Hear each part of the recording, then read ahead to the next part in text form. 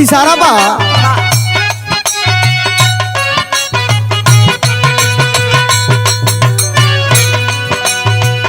जिंदगी की राहों में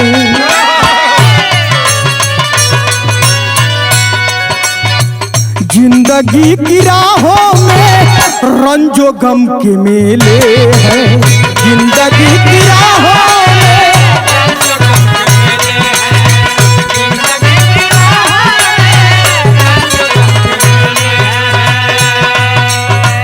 जिंदगी की राहों में रंजो गम के मेले हैं।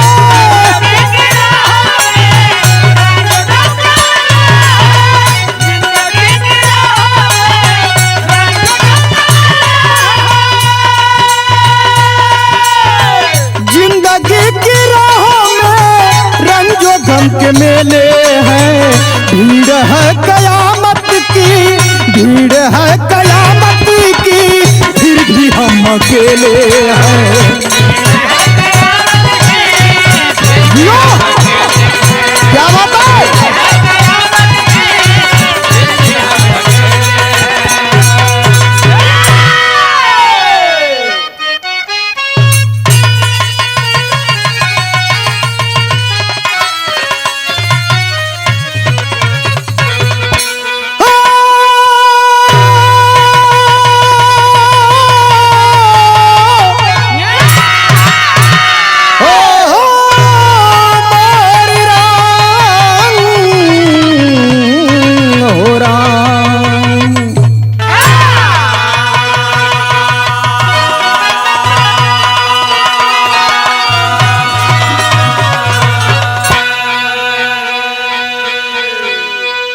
साथियों, हम भोजपुरी लोकगीत बिरहा गायक जेपी यादव एक दास्तान आपके बीच में पेश करने जा रहा हूं जो पूरे भारत को झकझोर करके रख दिया है।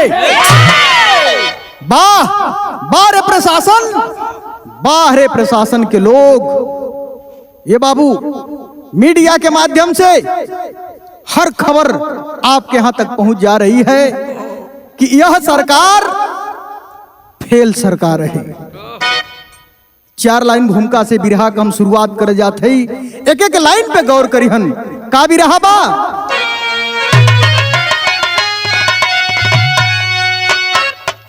अरे कांपता है गगन में दनी रो रही,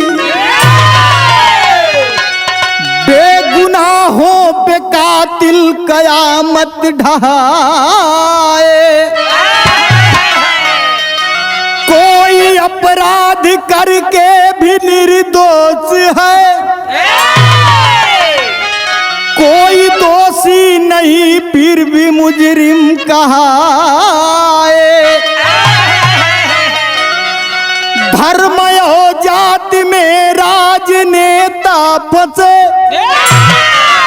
देश की भावना से प्रशासन चलाए। अरे सुन के अखिलेश यादव गरजने लगे, जबकि मंगेश यादव पे गोली चलाए।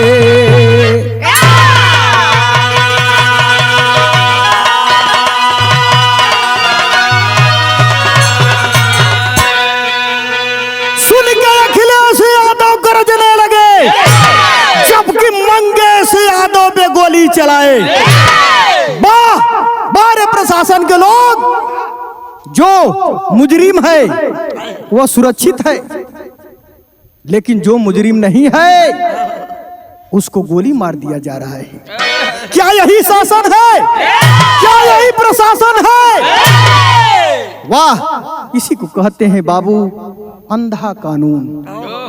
पहलवा गांव में हम लोग छोट रहल जा तो लोग कह कि कानून बड़ा अंधा होला, तो हम ना समझल जा कि आखिर कानून कैसे अंधा होला।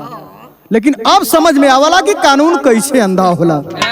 एक लाइन यहाँ गजल के टुकड़ा हो मास्टर।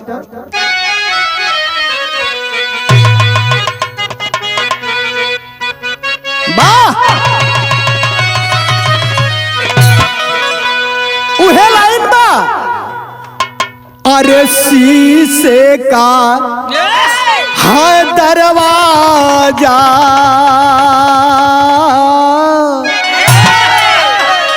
अरे शीशे का है दरवाजा, पत्थर के मकानों में,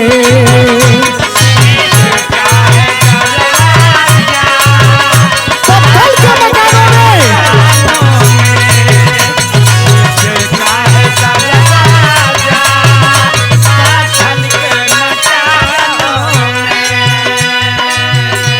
शीशे का है दरवाजा, पत्थर के मकानों में,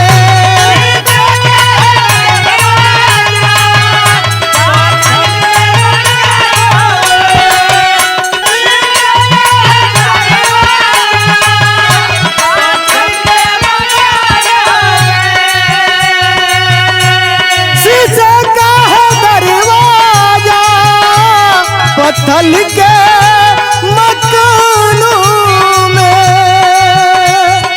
पत्थर के मकानों में, फूलों सा बदन उनका, कांटे हैं जुबानों पे,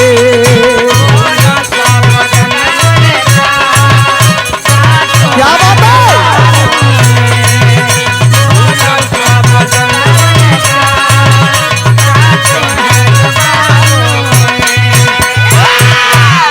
ए भैया ऐसे कहीं बढ़िया भाव कवि जी ए बिरहा के अंदर लिखलन। काला इन बा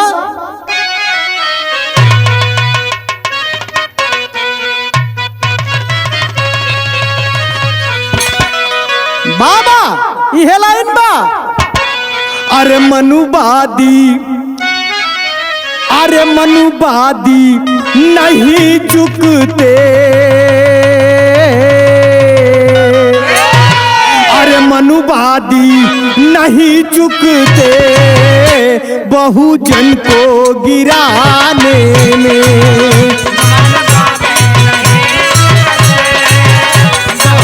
बहुत अच्छे बहुत अच्छे।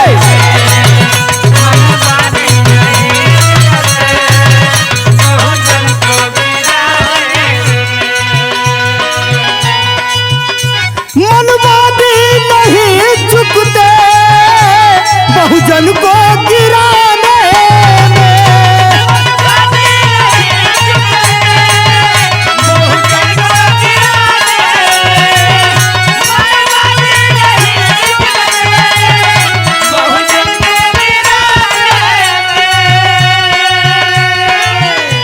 मनवादी नहीं चुकते, बहुजन को गिराने में, फितरत है सदा इनकी, फितरत है सदा इनकी, शोषित को सताने में, क्या बात है क्या बात है।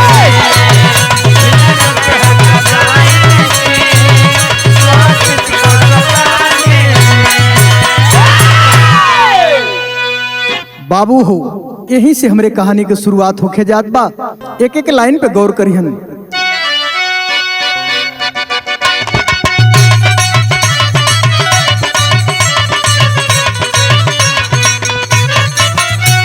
ओ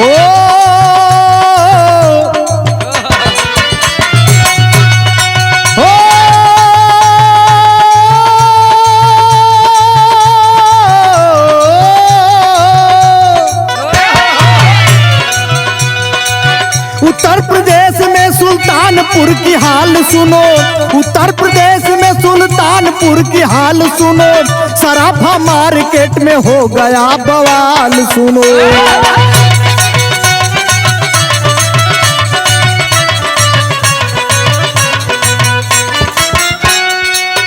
भरत सोनी के सराफा को डाकू लूटे हैं। भरत सोनी के सराफा को डाकू लूटे हैं, फरार हो गए पुलिस प्रशासन जुटे हैं।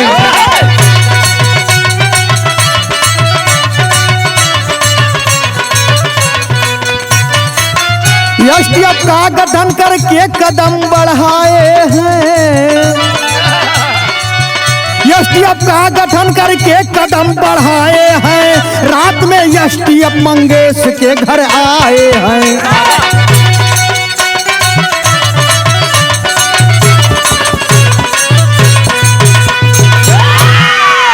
बाबू हो बात के समझला। 28 अगस्त के दिन उत्तर प्रदेश की सुल्तानपुर सराफा मार्केट में भरत सोनी के सोने की दुकान में डाकू बदमाश लैस हो करके आंखों पे मुंह पे पट्टी बांध करके हाथ में हथियार लेकर के हथियार बंद दुकान में घुस जाते हैं डाकू। और पता लगता है मीडिया के माध्यम से कि करोड़ों का सोना और कई लाख रुपए लेकर के डाकू जो है कि फरार हो जाते हैं। फरार तो हो गए लेकिन ये हर देखे एसटीएफ वाले 14 लोगों के नाम से मुकदमा दर्ज कर लिए। बाबू हो यह सुल्तानपुर से 2 सितंबर की रात लगभग 2 बजे रात में एसटीएफ का गठन करके जौनपुर के अरौरा गांव में एसटीएफ वाले पहुंच जाते हैं। किसके यहाँ? मंगेश यादव के घर। मंगेश यादव के घर पहुंच जाते हैं और मंगेश यादव सोया हुआ है। रात में पुलिस प्रशासन के लोग बाबू जा करके एसटीएफ के लोग जा करके मंगेश यादव को कच्छा और बनियान पे हाफ पैंट और बनियान पे मंगेश यादव को घर से उठा लेते हैं। और घर से उठा करके ले करके हो बाबू आज चले हैं एसटीएफ वाले। भैल का एक लाइन है, गीत लग गई।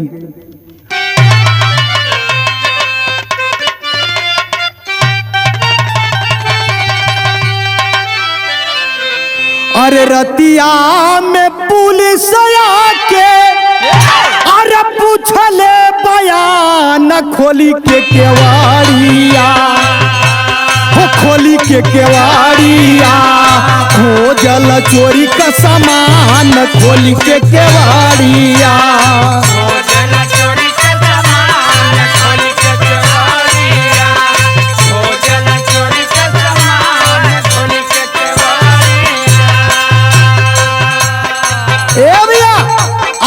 एसटीएफ के लोग मंगेश यादव के घर पहुंच करके और जा करके मंगेश यादव को गिरफ्तार कर लेते हैं। दरवाजे पर सोया हुआ है और घर के अंदर घुस करके तलाशी लेना शुरू कर दिए। रतिया में पुलिस आके, रतिया में पुलिस आके पूछले बयान खोली के केवाड़िया, हो खोली के केवाड़िया, खोजल चोरी के सामान खोली के केवाड़िया।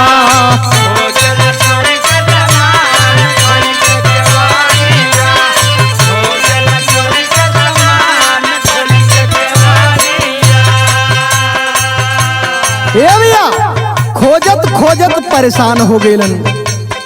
खोज खोज गए जब हारी हो,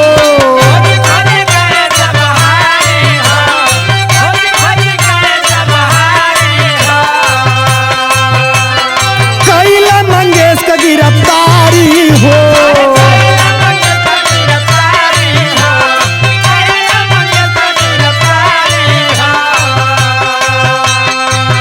भोरही में काउंटर के, भोरही में इनकाउंटर के काइले बयान बन के बहेलिया, हो बन के बहेलिया, मारल गोलिया के तान बन के बहेलिया।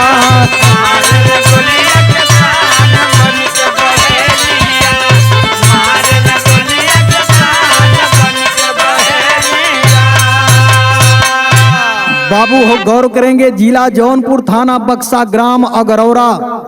राजेश यादव बाबूजी का नाम, माई का नाम शीला देवी। घरे पहुंचल हुन अगरौरा गांव में और मंगेश यादव को गिरफ्तार कर लेते हैं। मंगेश यादव के गिरफ्तार कर लेलन। घर में छानबीन होखे लगल, लेकिन कहीं से कुछ भी सामान मिलल नहीं। जब नहीं मिलल बाबू, तो मंगेश यादव को लेकर के प्रशासन के लोग जाने लगे। एक ठे बहिनिया बा प्रिंसी अड़िया गए कि कहे हमरे भैया के कहाँ लेके आप लोग जाते हैं। पुलिस प्रशासन के लोग बोले कि घबराओ मत, और बहुत ज्यादा बोलोगी तो बहुत मार मारेंगे, इसलिए तुम चुप रहो और तुम्हारे भाई को लेकर के हम लोग जा रहे हैं और पूछताछ करके छोड़ देंगे। ये बाबू एसटीएफ वाले उठा करके लेकर के सुल्तानपुर पहुंचलन। और जब सुल्तानपुर पहुंचलन हो, मंगेश यादव को ले जा करके बाबू 4 तारीख को 4 सितंबर को भोर में 5 सितंबर को गोली मार देते हैं, इनकाउंटर कर देते हैं। इनकाउंटर करके बाबू आज 2 ठे सिपाही जाके घरवा हो माई शीला देवी की सूचना देहलन कि तुम्हारा बेटा इस दुनिया में नहीं है। अरे बाप रे बाप, इतना बतिया ये भैया। जब माई सुनली हो, माई कई कलेजवा फट गल। ये कलेजा माई का मुँहे बगा लागल। ये बाबू माई चिल्ला करके पछाड़ा मार के गिर गेली न। माई की आवाज सुन के पास पड़ोस के लोग दौड़ करके दरवाजे पर पहुंचल हो, जूटा शुरू कैले न। भैल का यहाँ एक लाइन गीत बदल गई मास्टर।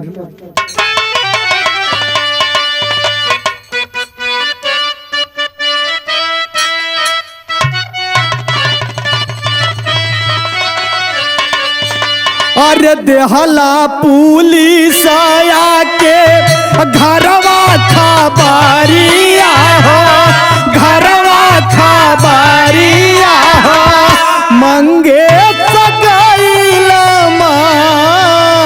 राय हो।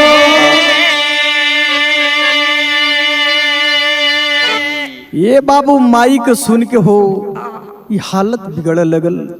माई छाती पीट के चिल्लाए शुरू कैली न।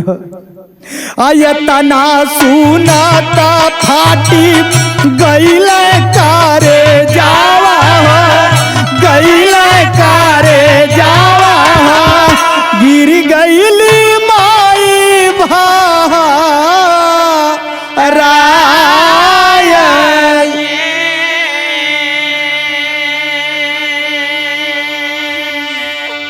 बाबू हो एक तरफ माई के रो रो करके बुरा हाल भइल बा, लेकिन हर देखे दूसरे तरफ बहनिया प्रिंसी का हाल बा।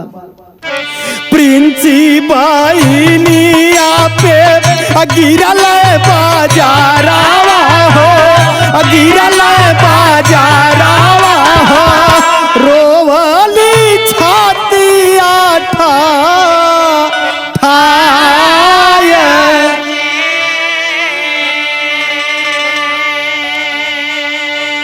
एक तरफ माई रोवत है, दूसरे तरफ बहनिया प्रिंसी रोवत बा। बाबूजी घरे ना हवन, गुजरात बाट ट्रक का ड्राइवर हवन, लेकिन ये हर देखें धीरे धीरे झूठी गइलन गौवा के लोगावा, गौवा के लोगावा सब ही गयल बखा लाय।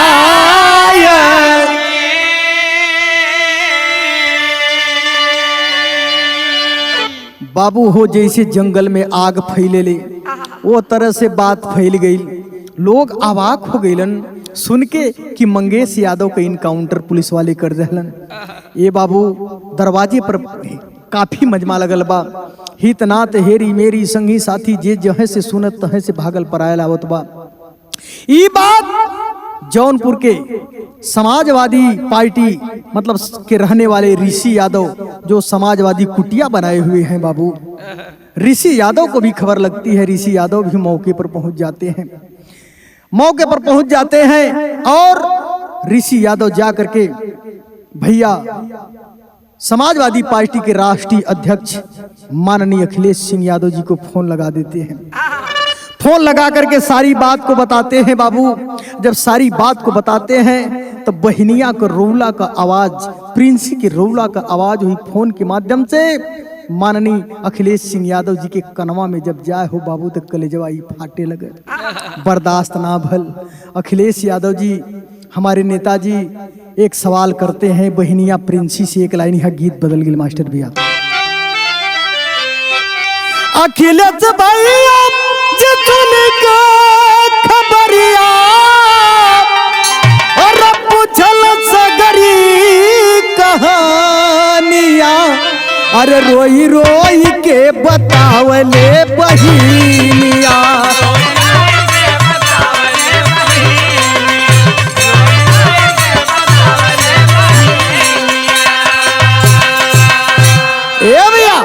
आज माननीय राष्ट्रीय अध्यक्ष जी अखिलेश यादव जी, नेताजी हमारे बहनिया प्रिंसी से जब पूछत हो बाबू, रो रो करके आज बहनिया बतावत थियो।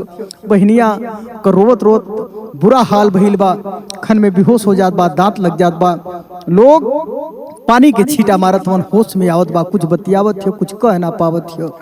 लेकिन बहल का रो के यह बतिया कहत थियो का, अरे घरवा से लेके पुलिस वाले गईले,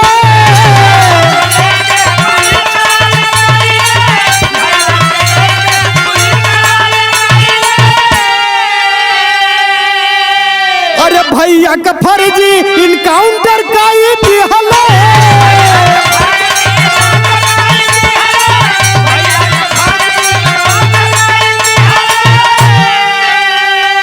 आयतन का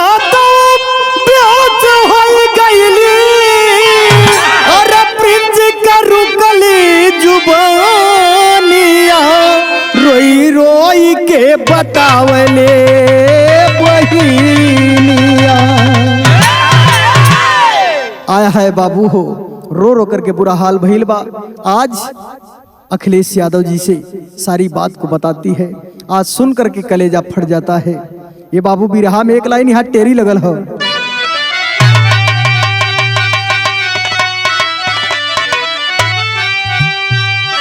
अरे गरीबों से गद्दारी ना चली, अरे गरीबों से गद्दारी ना चली, अरे गरजे तान के सीना भैया लाल बिहारी। समाजवादी पार्टी के प्रतिपक्ष नेताजी लाल बिहारी यादव जी को जब यह खबर मिलती है बाबू, अपने दल बल के साथ अगरौरा गांव में राजेश यादव के घर पे पहुंचते हैं, मंगेश यादव के घर पे पहुंचते हैं। जब घर पे पहुंचते हैं बाबू तो वो समय भैल का एक लाइन फिर गीत बदल गई।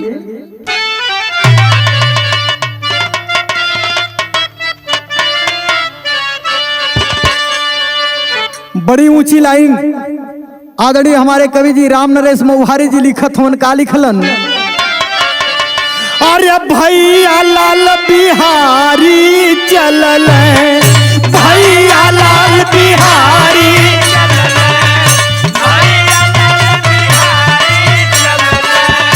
कई के तैयारी चलल,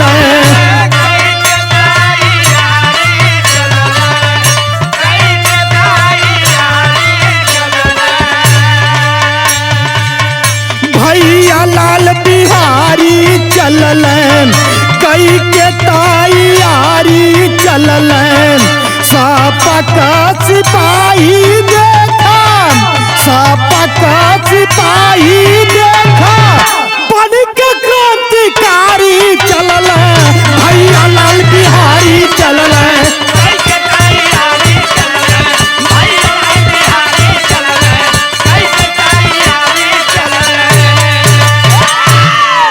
अरे गावया गरौरा जिला, गावया गरौरा जिला, जौनपुर में आई हो गई है।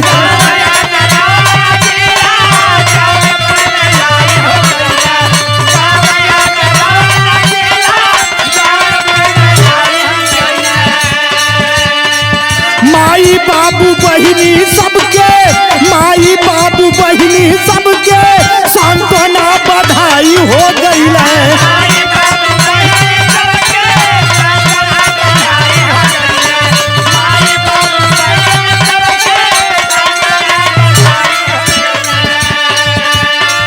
ऋषि लालकारी चलल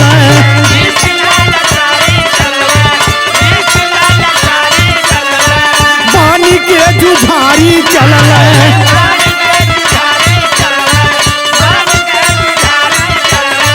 ऋषि लालकारी चलल पानी के जुझारी चलल सपा का सिपाही देखा बड़ी के क्रांतिकारी चलल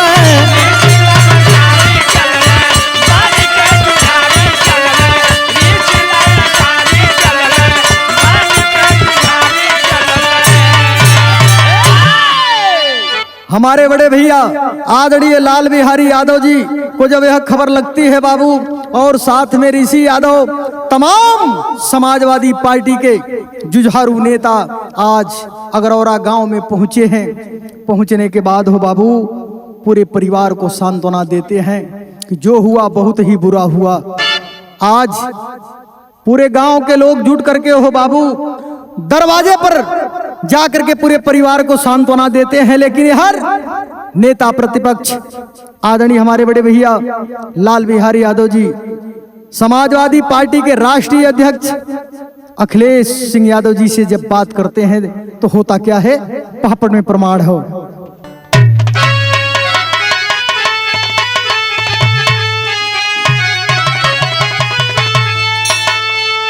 अरे घटना से अखिलेश जी भैला लाल हाल सब गड़बड़ बाम। अरे जांच कराओ सीबीआई तत्काल हाल सब गड़बड़ बाम।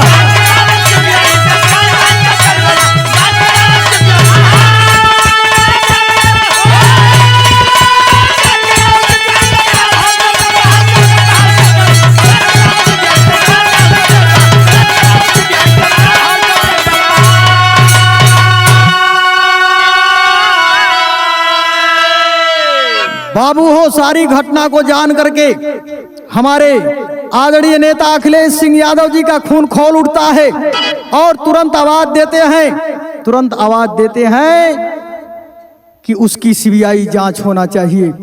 इसलिए कहना हो, अरे असली मुजरिम विपिन सिंह सत्ता पे पड़ल भारी हो, और जातिवाद के चक्कर में मंगेश के दहला मारी हो, और समाजवादी शेर हो गए लाल हाल सब गड़बड़ बा। अरे कांग्रेस भी करने लगी बवाल हाल सब गड़बड़ बा। पूरे भारत में हाहाकार मच गया। मीडिया के माध्यम से, नेट के माध्यम से, चैनल के माध्यम से, यूट्यूब के माध्यम से, फेसबुक के माध्यम से ये बाबू पूरे भारत में हाहाकार मचल बा ये घटना का कि अच्छा नहीं हुआ। मंगेश यादव के साथ में जो हुआ वह अच्छा नहीं हुआ ये बाबू। ये हर देखें गांवपुर का लोग जुट करके हो कैलन का आल्हा में प्रमाण हो।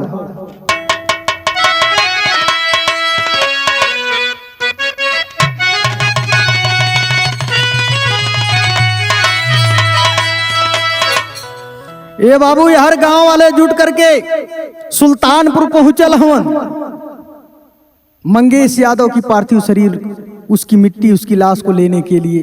बहल का अरे गौवा का लोग जाके, अरे गौवा का लोग जाके मांग जब लसिया भैया।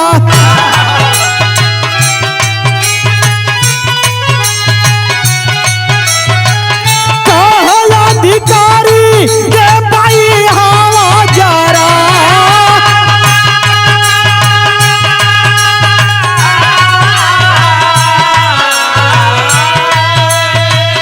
इतना सुना तारी सी यादव कर महिला भैया।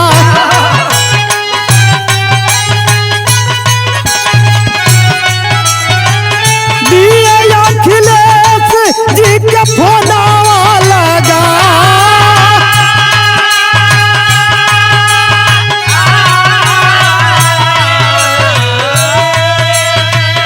बाबू हो गौर करेंगे, गांवपुर के लोग नात रिश्तेदार जब मंगेश यादव की लाश को लेने के लिए सुल्तानपुर पहुंचे, वहां के अधिकारी जो हैं दबाव बनाने लगे कि इसकी लाश को इसी सुल्तानपुर में जला दो। तब तक ऋषि यादव पहुंचते हैं, समाजवादी कुटिया के संस्थापक ऋषि यादव पहुंचते हैं। बाबू झड़प हो जाती है, पुलिस वालों से कहा सुनी हो जाती है और ऋषि यादव तुरंत फोन उठाते हैं और नेताजी को, अखिलेश यादव जी को फोन लगा देते हैं। जब फोन लगौले हवन अखिलेश सिंह यादव जी बाबू आज अधिकारियों से जब बात करते हैं तो अधिकारी अवाक हो जाते हैं, विवश हो जाते हैं। तो करते हैं क्या,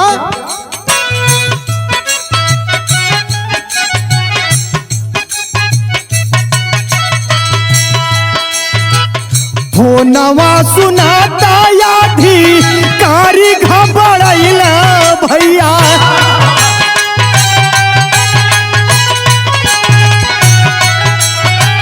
लाचिया मंगेश वाली देहाला लिया।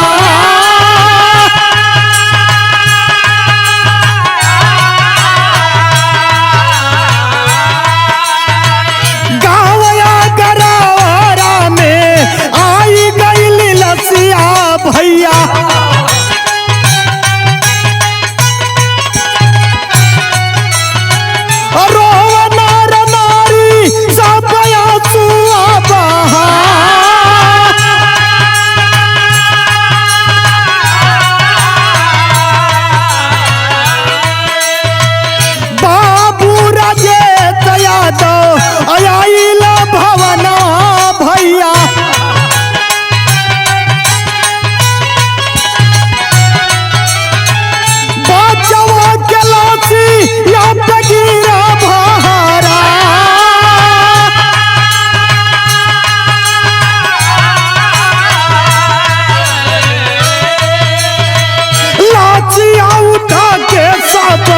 लोग चली देहला भैया।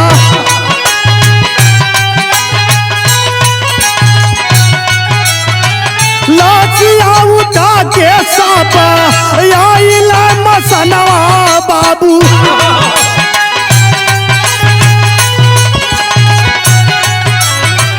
चीतवा सजा के बाबू देहाला जरा।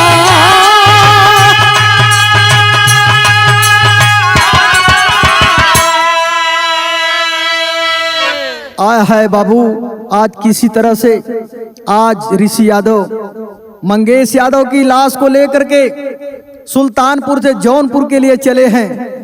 जब अगरौरा गांव में हो बाबू लाश पहुंचल बा मंगेश यादव का, यहर प्रशासन के लोग पूरे गांव के पुलिस छावनी में तब्दील कर दिए। पूरे गांव में पुलिस का पहरा लगा दिया गया। यहर देखें बाबूजी घरे नहीं हवन, ट्रक का ड्राइवर हो बाबू। आज बाबूजी का इंतजार होत बा। बाबूजी अइलन ह, मंगेश यादव की लाश को ले जा करके उसका अंतिम संस्कार किया गया। लेकिन हर देखें आखिरी लाइन में कहना होगा,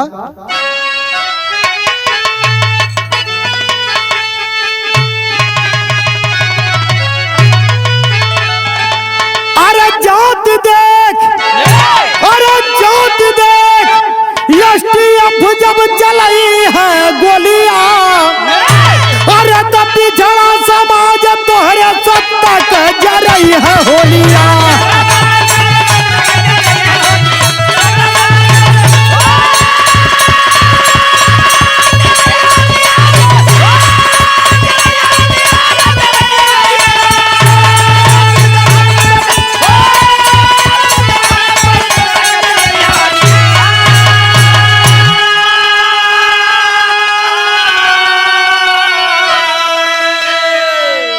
ये बाबू जाति देख कर एसटीएफ जब चलाई है गोलियां, जो लूट हुआ था उसमें जानते हैं आप लोग किसका किसका नाम था।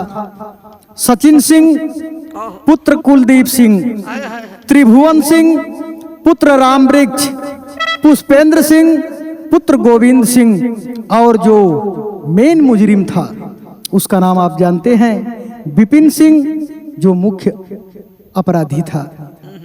विपिन सिंह को ले जाकर के बरेली में हाजिर करवा दिया जाता है, आत्मसमर्पण करवा दिया जाता है। यहर घुटना में गोली मार के उनका इनकाउंटर किया जाता है। लेकिन मंगेश यादव को गरीब समझ के, यादव समझ के, परिवार का एकलौता चिराग था। एक ही बहन थी प्रिंसी और एक ही भाई था बाबू मंगेश यादव। लेकिन मंगेश यादव को गोली मार करके उसकी हत्या कर दी गई। अगर इस तरह से जात बिरादरी देख करके इनकाउंटर होते रहेंगे तो बताओ शासन प्रशासन का क्या होगा। उसके लिए कानून बना है, उसके लिए संविधान बना है। लेकिन मनमानी करने वाले प्रशासन के लोग बहुत ही गलत किया आप लोगों ने। और डिप्टी एसपी डीके शाही सुल्तानपुर बालीवाल ने एक आयोजन किया जिसमें माला पहना करके उसका स्वागत किया गया। बहुत बहादुरी का काम किया। एक बात और चर्चा में है कि चप्पल पहन करके आज के अधिकारी इनकाउंटर करते हैं। बारे प्रशासन के लोग, बारे शासन के लोग कम से कम संविधान की तरफ ताकिए, नियम की तरफ ताकिए, कानून की तरफ ताकिए। क्या नियम है, क्या कानून है। अगर जात बिरादरी देख करके यह शासन प्रशासन चलेगा तो होगा क्या। अरे राहुल अखिलेश यादव अध्यहल चेताई, अरे पिछड़ा दलित से जुर्म ना सहाई।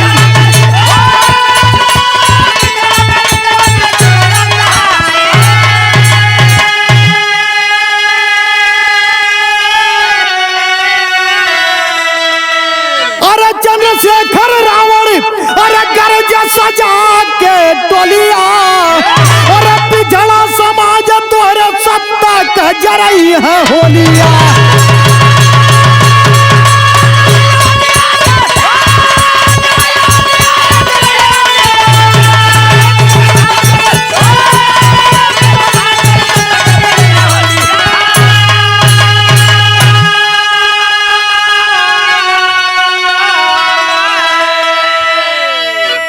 कांग्रेस पार्टी के राष्ट्रीय अध्यक्ष राहुल जी और समाजवादी पार्टी के राष्ट्रीय अध्यक्ष माननीय अखिलेश सिंह यादव जी आवाज देते हैं कि पिछड़ा दलित से जुर्म नहीं सहाएगा।